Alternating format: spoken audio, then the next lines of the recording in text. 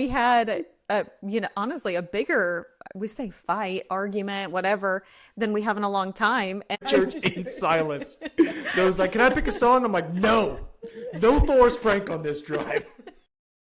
I am not about to have a good day. It was too quiet, and the kids are in the back, and I'm like feeling it. I didn't want them to feel it, and so I just like reach forward and just slowly turn the music up, like Christian radio. Just turn it up, right to church in silence. Hey, welcome back to the Greater Marriage Podcast. My name is Dustyn. This is Heather, and we are so honored to have you here today. We have a special guest. If you hear some clicking, this is Murphy. If you're watching on YouTube, if you're not and you hear the jingles, that's just our family dog hanging out with us while we record podcasts. She's great. She was found in our neighborhood and came to us. It was a gift from God that Heather never asked for and never wanted, but she loves her. That is so true. Still saying we have a dog shocks me. Every time I hear, I wake up and she's there, and I come home and she's there. Heather went so far as to buy I go to the our bathroom kids. and she's there. She's my shadow. Why does she like me more than anyone? When I was the only one of the five of us who did not want a dog, and she is attached to me. I prayed for the Lord to soften your heart, and look what he did. Heather hated dogs so much, she bought our kids guinea pigs. Oh, I did. To avoid getting them a dog. They begged for a dog for 5 years. Probably about year 4, I somehow caved and got guinea pigs. Majorly regretted that one. Yeah, it was bad. And then I'm pretty sure at one point I said, if we ever were to get a dog, it would have to be the Lord. Like, that thing would have to show up on our front porch, no shedding, house trained. And I just made the mistake of speaking that into existence because Murphy Miller, our new family dog. Murphy Lee, by the way, shout out St. Louis. Come on. Don't cross that bridge without permission from the St. Lunatic. Talk to me. Wow. Go off. She literally showed up in our neighborhood. Our neighbor thought that she was a stray. Not a stray. Originally thought that she belonged to someone because she had a collar on. Posted about her in the neighborhood group. Nobody claimed her. So then posted in community groups. Finally, somebody comes forward and says, oh yeah, she was mine. Golden doodle, blah, blah, blah. Sends pictures to prove, has the same collar on and everything. But said, I didn't want her because she was going after my chickens. I don't know what else she would expect with a puppy golden doodle who's not even a year old. So she gave her to her elderly next door neighbor who also didn't want her. So they just let her out and didn't let her back in. Brutal. Poor girl was roaming for, we found out, 2 weeks. We got her. She didn't know how to play fetch. She didn't know how to play. We get her toys and she would just look at us. We started calling her Durfee because every time we throw something, we just smack her in the face. So she became Durfee the Gurdon Durdle. But you know what? Now she is beautiful. She is sweet. She's a great dog. We didn't even mean to go here, but man, we do love Murphy Lee. She is a great addition. And pretty much showed up on our doorstep. She doesn't shed. She was house trained. Except our daughter's room. I don't know why. She does love the pee nose room. We've got to keep the door closed on our daughter's room. Because apparently, I don't know, that's her spot. But she has added a lot of joy to the family. The kids are pretty obsessed. They're pretty obsessed. Speaking of adding joy to the family, you want to talk about what happened on Sunday morning? I'm gonna frame this for you, listeners. Have you ever been getting ready for church Sunday morning and you're excited, you're going to go and you're going to bring your family to church and you're going to worship the Lord together and you're going to hear an encouraging word, and you just so happen to get into a gigantic fight right before you get in the car? Why is it always on Sunday? Man, I don't know what it is. I'm not like so over spiritual that I think everything is an attack from the enemy. So I'm not like, well, the enemy made us fight. I think that we made us fight. I think that, we are just naturally, you're selfish. You get into it. You say one thing, I hear another thing. And then all of a sudden we're arguing and, it's like, it just happens. It happens to married couples because we're humans and you argue and you fight. I don't think it's always like, we were, or whatever, oppressed by a demon in that moment to get into a fight before church, but... Sometimes you probably wonder that, though, about me. Come on. No, never. I will say, I like to think that in the, 13 years we've been together, we've gotten better about not having these big blow up fights. And we've been able to kind of, have these little heartbeat conversations, course correct, all the things. Heartbeats over heart attacks, I mean, compared to the first year we were together, wow, what a doozy. Real. But You've gotten much better, babe. I appreciate that. Thanks.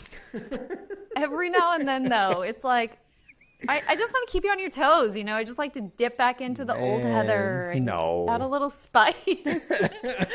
No, but I mean, really, there are still times that we fail miserably at what we know we should be doing, how we should be handling conflict. And this was just one of those weeks. We had a lot going on, juggling all the things. Not that that's an excuse, but I think that just kind of put both of us on our heels a little bit. Yep. And we lost that one. Yeah, it was tough. Like you said, we're busy. It's, end of summer, back to school, kids are back in school, you're taking on a new profession. I mean, we're like, we're going a million different places. We've had a busy summer. I have not worked out all summer. I was feeling a little insecure, getting ready for church. And I'm thinking, what would Heather want me to wear, right, for her? And so I'm like, I want Heather to look at me and be like, dang, that's it. Like, that's the outfit. Like, you look great, babe. That's exactly what I said. So I'm standing in my closet looking, thinking like, all right, what am I going to rock? Like, what's Heather going to like, right? Like, typically it's something white, gray, or black. It's just kind of my go-to. I'm an earth tone guy. So typically, and I was like, I'm going to wear something bright because I know Heather loves it and it's going to be great. And you were already wearing blue and white. So I was like, oh, I'll rock blue. It's perfect. I'll match her. We'll look great. Heather walks in and she's like, you don't have to match me. No, first you had said, before you got dressed, you said, what are you wearing today? Yeah, I said, what are you wearing today? And you I were said, like, I don't know yet. Yeah. But you don't have to try to match me. I mean, if it's like Easter, Christmas Eve, for sure we're matching. Heather's a big matcher. Big matcher for the big holidays. Big but matcher. On a normal, random, hot Sunday, not necessary. So I was trying to let you off the hook and say, you don't have to match me. But well, and what's funny is, so we have like this inside joke, and we'll get to this later because it all of a sudden became like a point of conflict. Like something fun and lighthearted became like, and when you're mad, everything sucks, right? Like everything's a point of conflict. And so we have this joke where when we do happen to match, I'll come out of my closet and she's like, I got dressed first. Like we're wearing the same thing, but I got not the same thing. I'm not like wearing her I'm not like wearing her sundress, but she's rocking me so much that she had to match me. And Heather would do the same thing. So like, it's this like competition of who got dressed first. So who matched who, right? Funny, lighthearted, been doing this for years. So she's like, you don't have to match me. And I was like, no, I want to. And so I put on this nice blue shirt, little button up.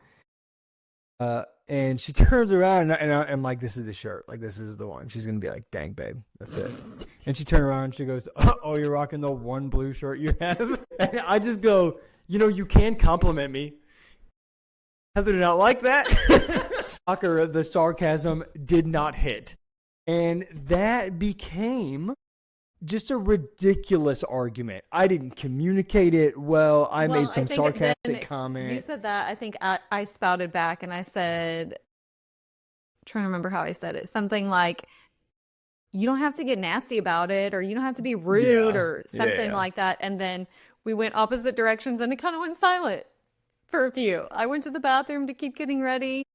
You did not change your shirt. I did not. You left the blue shirt on.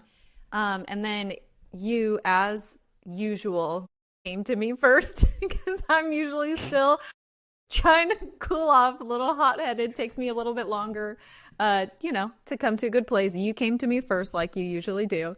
And, we started trying to have a conversation about it. But we had already made a couple mistakes along the way. But that conversation from the jump was not a conversation. It was heated away. Heated. Yeah, right away. Heated. I mean, so much so that it's like, we weren't yelling at each other, but the voices were for sure raised. We closed the doors. The kids tried to come in at one point, and we don't, argue in front of the kids or anything. They were like, can you guys just get it? Mom and Dad are trying to have a conversation. trying to talk to your mom about some stuff. Can you please get out?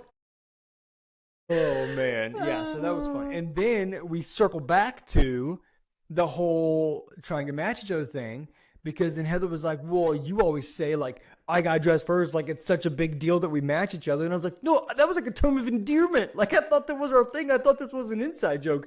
And what we thought was an inside joke, all of a sudden in this argument was like, you know what? I don't even want to match you anymore. Like, it just became like this moment of like, why don't you ever compliment me? And why do you have to match me? And when you say that, I know you're taking stabs. And it's like, I never meant to take stabs. And it just became this whole thing of like, why? And then we tried to think of it today, and I was like, hey, why did we fight on Sunday? And we remembered like, that we had, honestly, a bigger, we say fight, argument, whatever, than we have in a long time. And I was like, what were we just fighting about?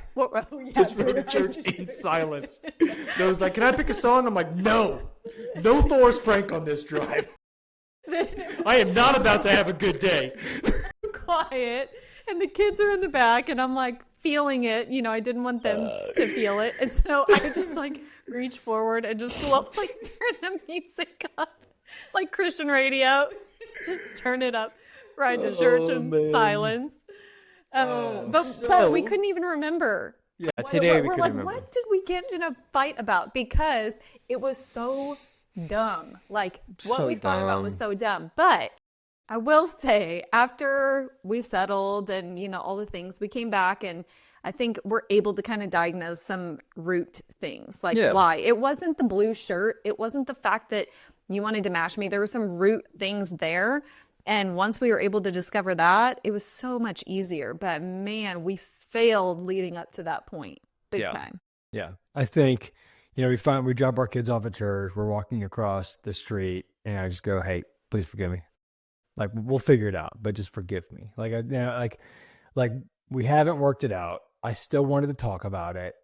There were still things that I wanted to like kind of diagnose and tell my side and, explain. I wasn't trying to win the argument, but at least allow you to see a little bit more of my perspective without us being upset about it.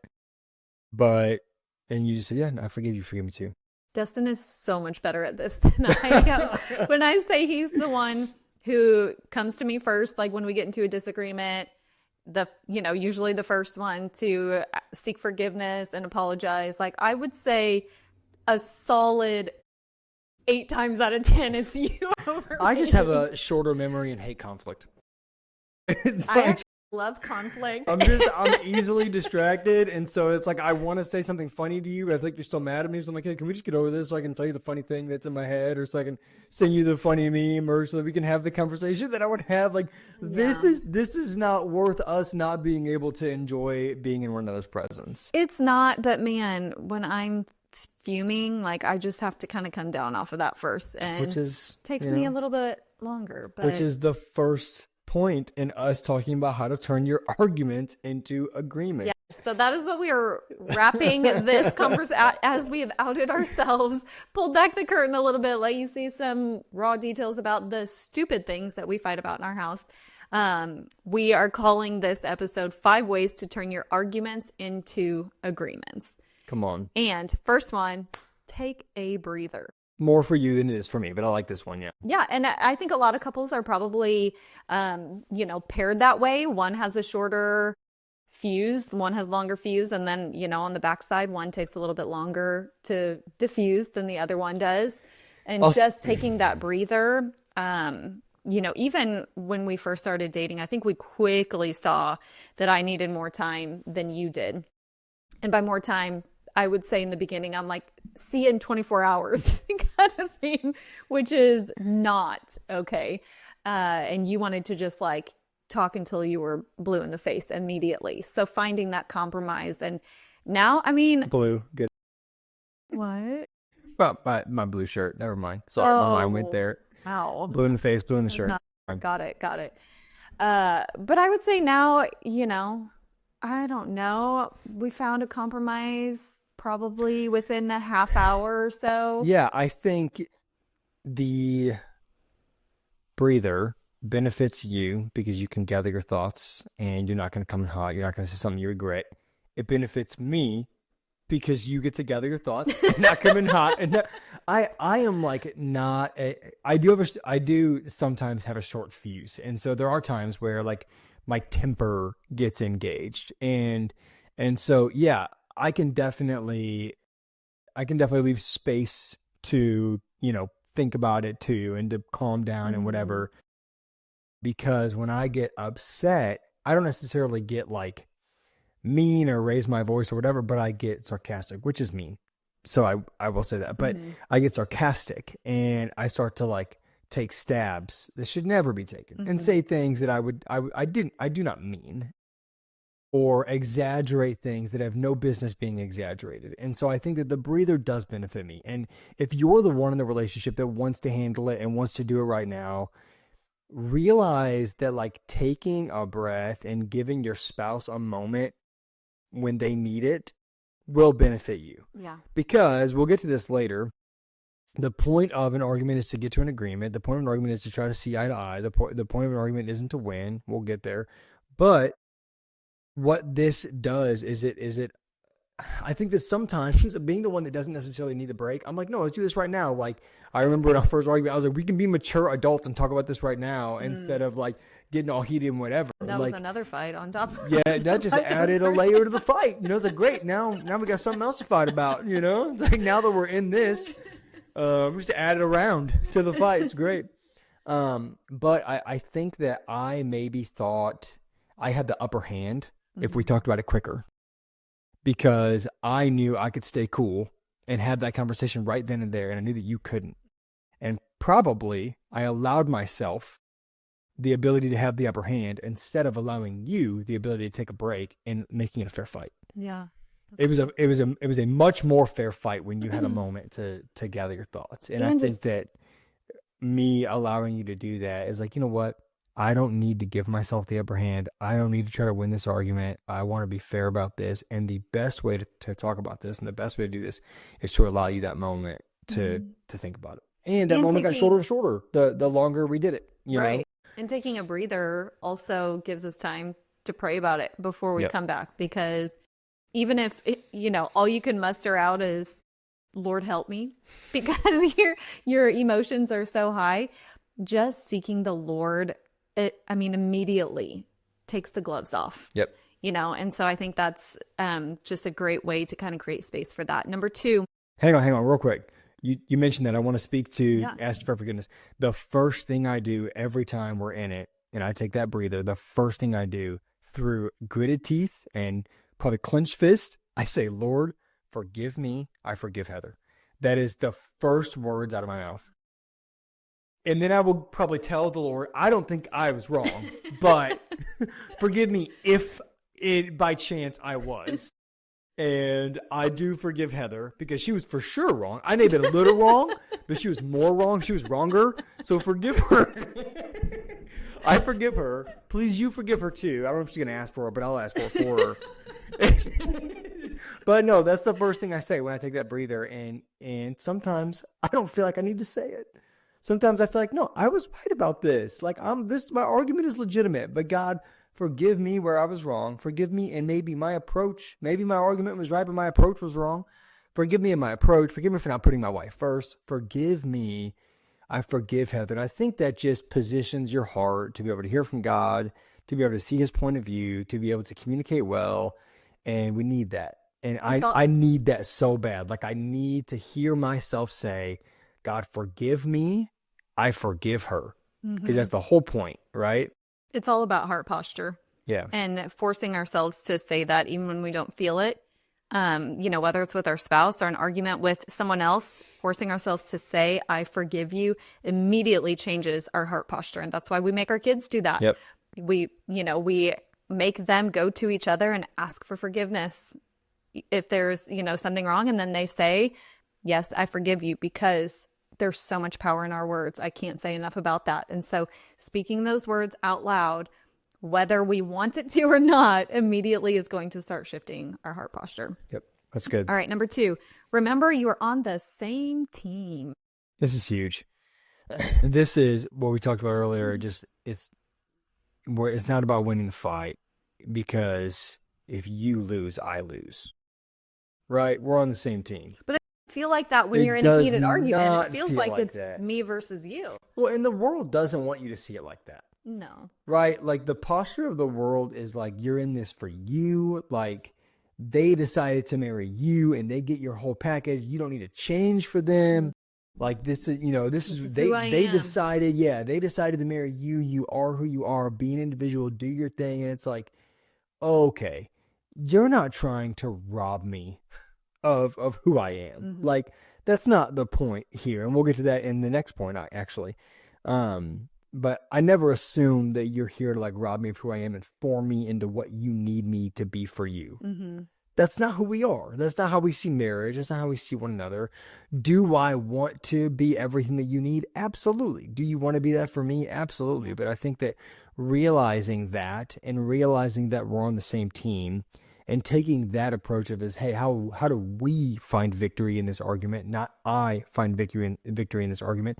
Yes, I want you to see my side. Yes, I want you to see why I responded the way that I responded. But I don't want to just justify my response. I want to also see your side. And I want to make sure that we together come into agreement on how to not do this again. Like, I don't want to continue to hit our heads on the same dumb thing. And so admit fault, extend forgiveness, and move forward. And gosh, that's so common to just hear couples say, I just feel like we keep fighting about the same thing. We keep fighting about the same thing. Yeah. Yeah. For sure. There are areas that we just continue to hit our heads on. And it's like, hey, how do we do this differently? How do we go about this in a different way? And how do we like not continue this cycle? Yeah. Okay. Number 3, always assume your spouse has the best intentions. Yeah. Yeah. This is what I was talking about, where I don't assume that you just want to bury me in the conversation. Like, I don't assume that you are just out to win or out for my throat, or that you hate me, or that you in this moment, I'm like, hey, you can compliment me as I get ready. Like, I don't assume that you just, are repulsed by me. Like, I assume that you adore me as your husband. I assume the best. Also helps to hear it. And so it's like, my heart was right to say, hey, I want you to say it. Like, tell me, Well, this is one of those areas that we have hit our heads on repeatedly, because words of affirmation is the bottom of my love language list and it's the top of yours. Yeah. And so it's an area that I have to consciously make the decision to operate in. And for you, it's just easy and it flows out. And so that is an area that has come up time and time again. And there's been seasons where I've been able to focus on it more and it hasn't been an issue. And then there's been seasons like this one that I haven't done a good job in it, and it has become a sore spot and come up again. Yeah. And I think for me to know that, right, and to assume like, hey, she doesn't hate me. She legitimately like just doesn't think about it. Like, it doesn't cross your mind to compliment me every time you see me get dressed, right? And it's like, it's something that I do because it comes naturally to me. Mm-hmm. I want to tell you, like, I think about that constantly. And so, yeah, it's my love language. I don't think about like necessarily serving you sometimes the way you would like me to, like just the simple acts of service or quality time.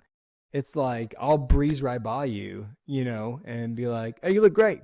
And it's like, hey, thanks. Can you like stop and look me in the eye and have a conversation with me? And it's like, oh, shoot, that quality time moment I may be missing. Mm-hmm. But you don't assume that I just don't care about you, right? Like, we want to always assume the best about one another. And even when, it's like, I'm the messy one in our relationship. And so it's like, if I leave something out, I don't want you to look at that and be like, he just expects me to clean up after him, doesn't he? It's like, no, he just is distracted and accidentally left his underwear next to the shower again, or his socks next to the bed. Well, can't do that anymore because Murphy Lee, big sock fan, and we'll just eat them whole. Garbage disposal. Garbage disposal. Socks, underwear, rags. Everything. She just eats it all. Everything. But when we argue, we want to come in assuming the best about one another and assuming, hey, and we have even gotten to the point where like we've had to hone in on this so much, because we would just come into fights like, well, I just think you were, and it's like, that wasn't my intention at all. And that would, kind of open our eyes to our real intentions. And so now I think that we're to the point where a lot of times we'll come into arguments already approaching it with that assumption. It was like, hey, I don't think you meant to do this, but this is how that felt for me. We did this last night, right? Like you said something to me real quick, leaving a kid's room, and I was like, hey, I didn't love how you said that just now. That felt really harsh. Like, felt like where did that come from? And you were like, well, I felt like you were saying this before that. And I was like, oh, shoot. Yeah. I heard something completely different. Yeah, you heard something different. Said. Yeah, I said, I'm going to go take care of the laundry. And you thought I go, hey, you need to go take care of the laundry.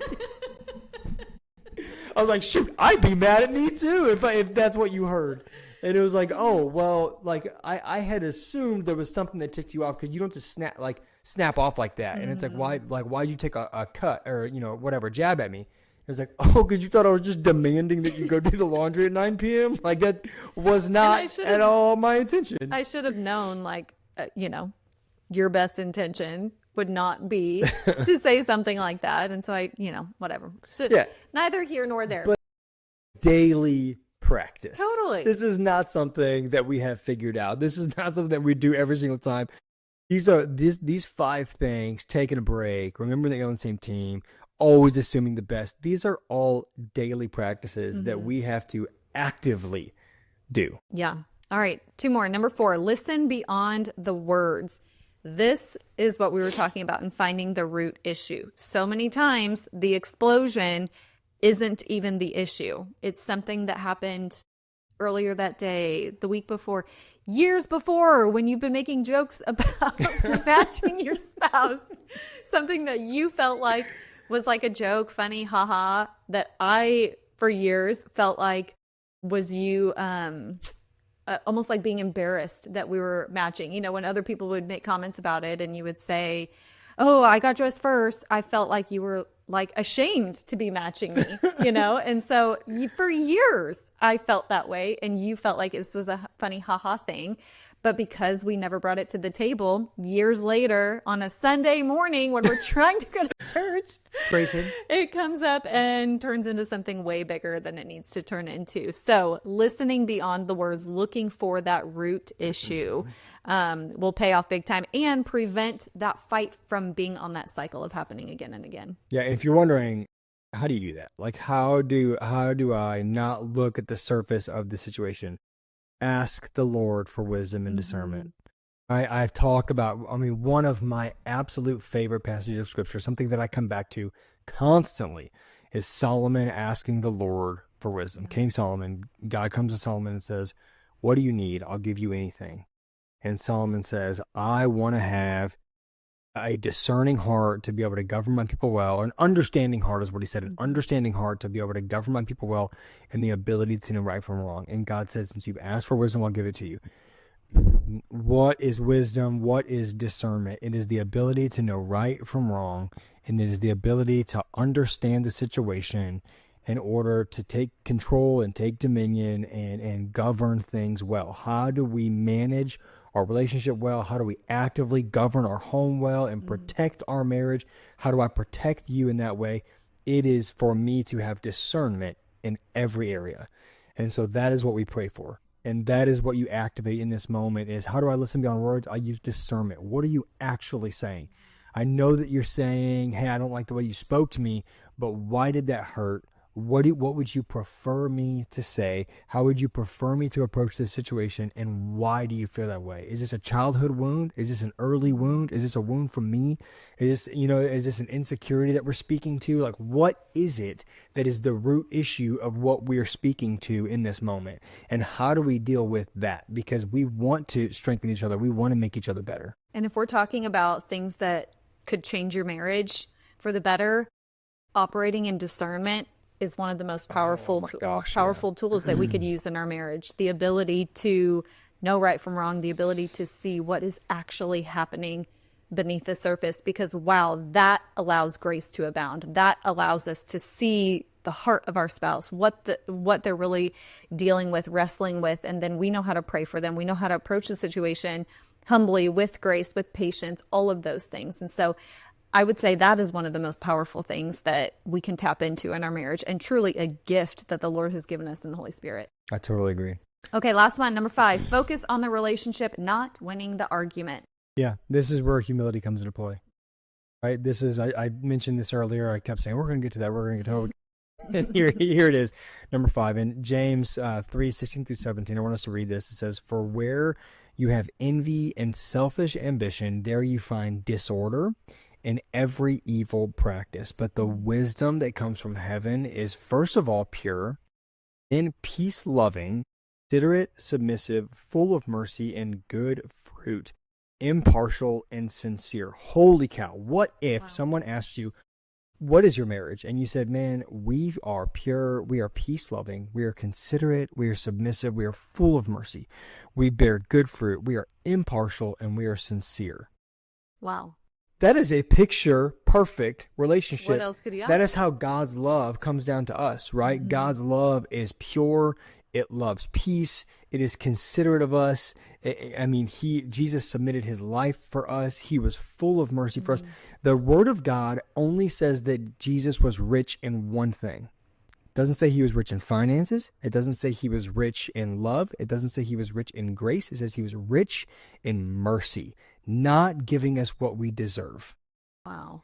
That is the one thing that Jesus was rich in, overflowing in. Now, of course, his love is endless. That there are a million things that Jesus has to the nth degree, right? He loves us to the end of the earth. He casts our sin as far as the east is from the west. His grace is sufficient for us, all these things. But I love that the word of God explains that he is rich in mercy. He does not give what you deserve, right? Grace is giving you what you do not deserve. Mercy is withholding what you do deserve. If we could simply be rich in mercy in our relationship, that I don't give you the words that I feel like you deserve in a moment where we're arguing, that I don't say what I think, you deserve to hear in a moment. It's like, you know what, I'm going to be rich in mercy here, but I'm also going to be sincere in the way that I say it. And I want to make sure that I focus on us winning, not me winning. Mm-hmm. That's the goal, that we should win, that we should overcome, that we should come into agreement, and that our relationship is better out of the understanding that we gain from this fight, right? You ever see two MMA fighters and they are just beating the living tar out of each other? I feel like you laugh every time this happens. I'm a big MMA fan, and so we'll be watching a fight and a guy will just be absolutely hammering another guy, just, full mount, punching him in the face, bell dings, and they embrace and hug and kiss each other on the forehead, and they're just dapping each other up. And after the fight, the fighter may say, man, that guy made me better today. That guy made me better. I am not advocating that you and your spouse go at it like that. Ding, ding. I am advocating that you look at one another and say, hey, after this disagreement, we're going to be better. Yeah. And I'm going to appreciate you for sharpening me. I'm going to appreciate you for finding the rough edges of me and smoothing them out, even as bad as that hurts. And I'm going to appreciate you, and we are going to win in this argument. It is not going to be my victory or your victory. It is going to be our victory. Yeah, that's really good. Well, how can we use this to make our marriage greater today? Obviously, these 5 points, reminding ourselves of these, putting them into practice. Also, that verse, James 3:16-17, I just want to challenge you to maybe save that on, your phone background. Maybe type that out, write it out, put it on your mirror. If we can use that as a framework, if I can look at that in front of my face every day and say, Heather is pure, Heather is peace-loving, Heather is considerate, and believe those things over myself, over my spouse, how much more, apt we are going to be to lean that way, to use those when we approach each other in difficulty, in those arguments, and turning them into agreements. So that would be my challenge to you in making your marriage greater today. Yeah, that's so good. Thank you so much for joining us today. I hope that you enjoyed listening to our faults as much as you did listen to the points and the Holy Spirit speak through James. We so appreciate you being with us and just spend time with us, man. If you need anything at all, we are here for you. We are praying for you. If you would just, like this video, subscribe, share it with somebody, follow us on social media. We are on Instagram, Facebook, TikTok. You can jump on our new website, greatermarriage.com. Same spot, different look. You can jump on there. We have resources for you. We would love to connect with you. Email us. You can find that all on our website. We appreciate you so much. We love you guys. Go be great.